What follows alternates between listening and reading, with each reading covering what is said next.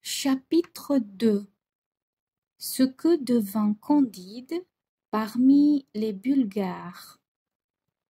Candide, chassé du paradis terrestre, marcha longtemps sans savoir où, pleurant, levant les yeux au ciel, les tournant souvent vers le plus beau des châteaux qui renfermait la plus belle des baronnettes.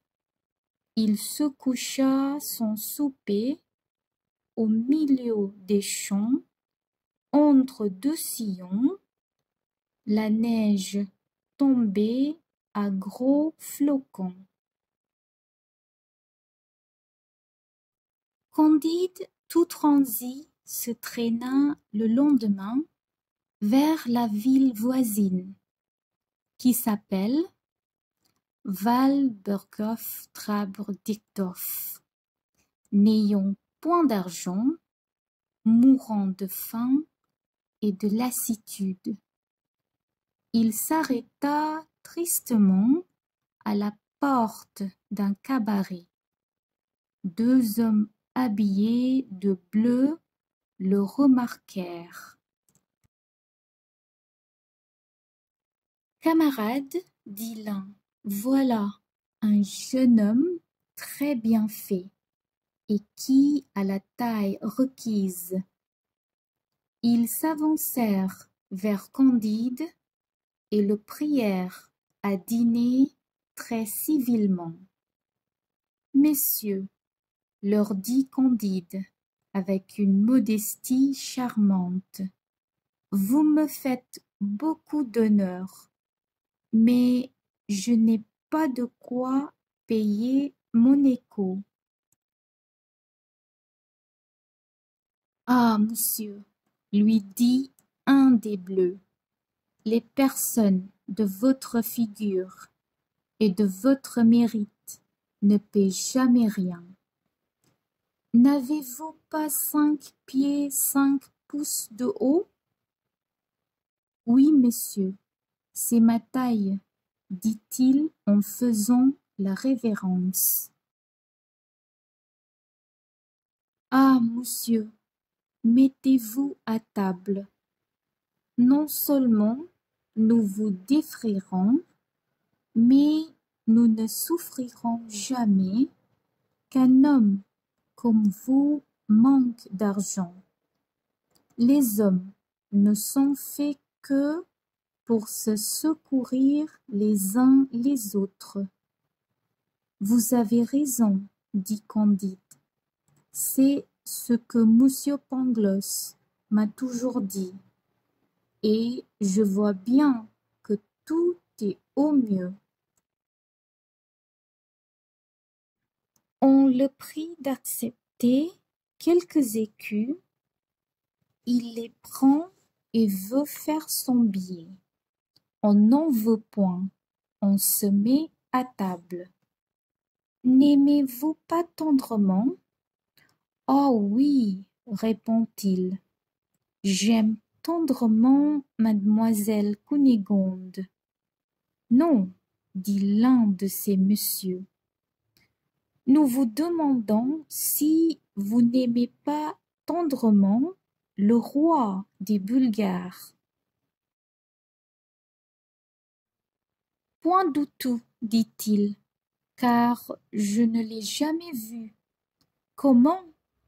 C'est le plus charmant des rois, et il faut boire à sa santé.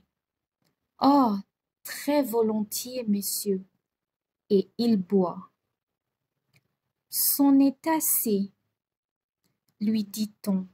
Vous, voilà l'appui, le soutien, le défenseur, le héros des Bulgares.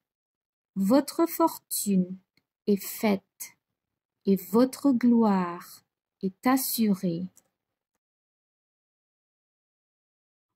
On lui met sur le champ les fers aux pieds et on le mène au régiment.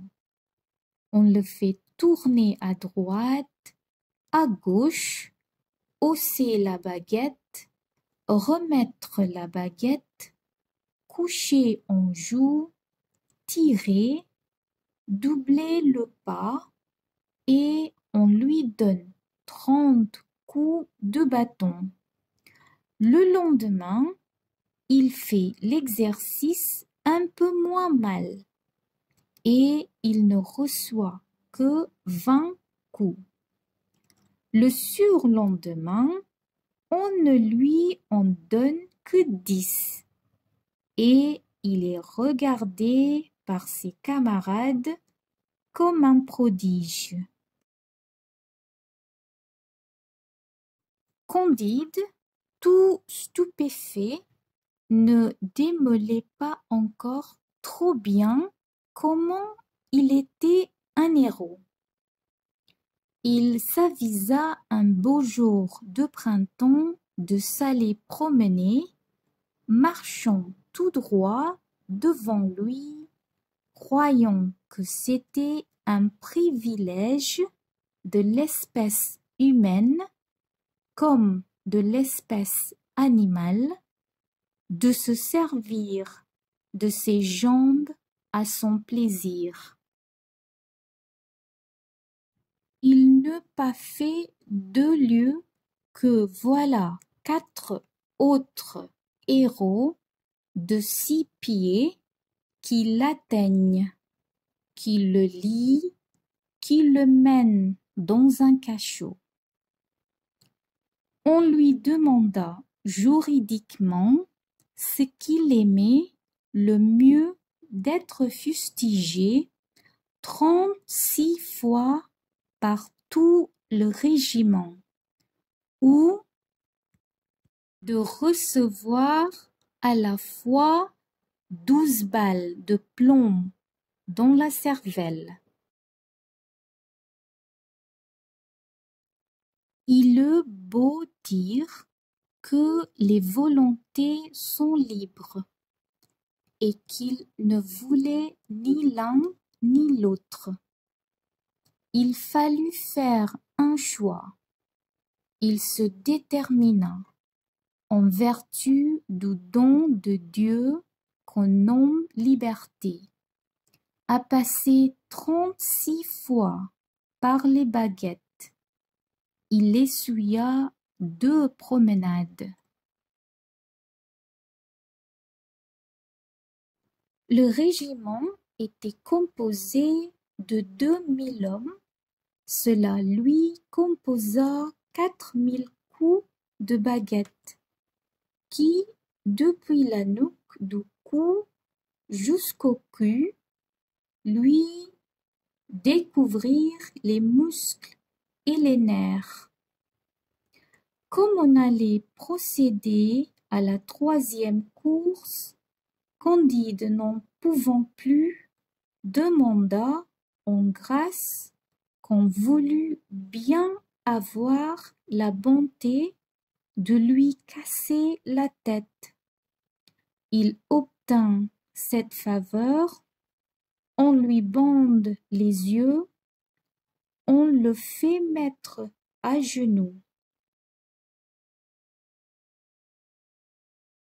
Le roi des Bulgares passe dans ce moment, s'informe du crime de passion et comme ce roi avait un grand génie, il comprit par tout ce qu'il apprit de Candide que c'était un jeune métaphysicien fort ignorant des choses de ce monde et il lui accorda sa grâce avec une clémence qui sera louée dans tous les journaux et dans tous les siècles.